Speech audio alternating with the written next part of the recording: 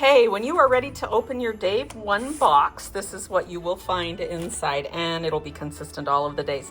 You'll have all your little pieces of wool, and then for almost all of them, you will have four paper pieces that you need.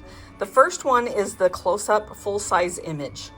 You can see that it turns out to be really close to full size, and that helps so that you can see really close the details of how I actually stitched it, okay?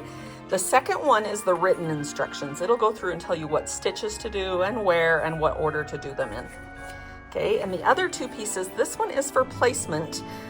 Some of the places it's not as necessary, but as you're putting it together, you need to know if you put the hat up here, it may not fit in the little box. And so that's why you have this placement, to make sure that you get it in the right spot so that it will fit in your little box. And then your third one, or your fourth one, is the freezer paper.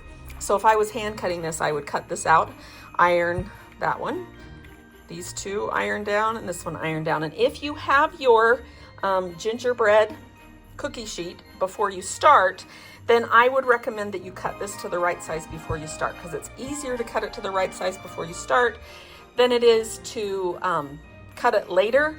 Although sometimes as you are stitching, you can make it kind of pull in just a little bit.